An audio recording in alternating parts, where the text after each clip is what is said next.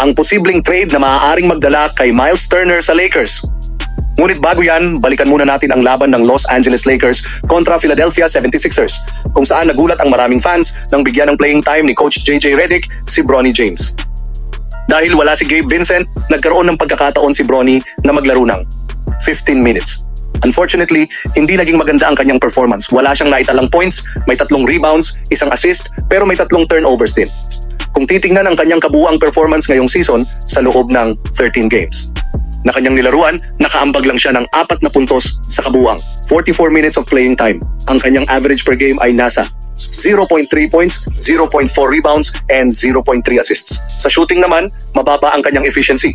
1 out of 16 in the field and 0 out of 7 in the 3-point area.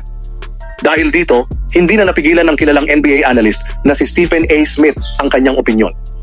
Ayon kay Smith, nais niyang makausap si LeBron James hindi bilang isang NBA superstar kundi bilang isang ama. Sinabi niyang dapat pag-isipan ni LeBron kung dapat pa bang manatili si Bronny sa NBA. Direkta niyang sinabi na ang dahilan kung bakit nasa liga si Bronny ay hindi dahil sa kanyang husay kundi dahil sa kanyang ama. Hindi raw ito sapat para bigyan ng consistent playing time sa NBA.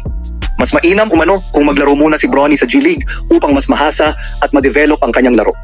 Naniniwala naman siya na may potensyal ang anak ni LeBron, ngunit kailangang pagtrabahuhan niya ito para maging deserving sa kanyang posisyon sa liga.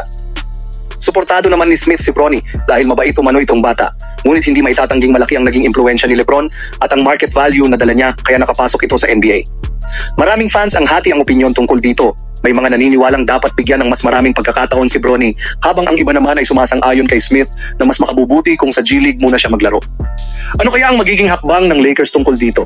Patuloy kaya siyang bibigyan ng playing time ni Coach Redick o ipapadala siya sa G League upang mas mag-improve ang kanyang laro?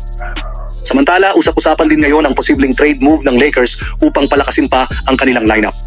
Ayon sa isang mapagkakatiwalaang NBA source, kasalukuyang nakikipag-usap ang Lakers sa Indiana Pacers para sa posibleng trade na magdadala kay Miles Turner sa Los Angeles Lakers. Ayon sa ulat, may lumabas na trade proposal kung saan 3 team ang maaaring involved. Sa naturang senaryo, makukuha ng Lakers sina Miles Turner at Aaron Nesmith, habang ang Indiana Pacers naman ay makakakuha ng package na kinabibilangan ni Robert Williams, Matisse Thybulle, Gabe Vincent at isang first-round pick. On the other side, mapupunta naman sa Portland Trail Blazers sina Rui Hachimura, Jalen Hood-Schifino at isang second-round pick.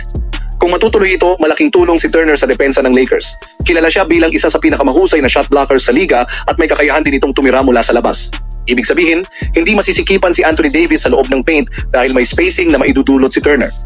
Si Aaron Nesmith naman ay isang solid 3-and-D player na maaaring magbigay ng additional perimeter defense at outside shooting sa Lakers. Sa kasalukuyang season, nag-a-average siya ng 50% shooting in 3-point area, kaya siguradong magiging valuable addition siya sa team. Kung titignan ng trade proposal, mukhang pabor ito sa Lakers dahil makakakuha sila ng 2 quality players nang hindi isinusuko ang kanilang core players. Ngunit tanong ng marami, handa ba ang Indiana Pacers at Portland Trail Blazers na gawin ang ganitong move? Sa ngayon, wala pang opisyal na kumpirmasyon kung matutuloy ang trade na ito, ngunit siguradong magiging malaking balita ito sa NBA kung sakaling maisakatuparan ito. Ano ang opinion mo sa trade na ito? Sa tingin mo ba, ito na ang step na kailangan ng Lakers?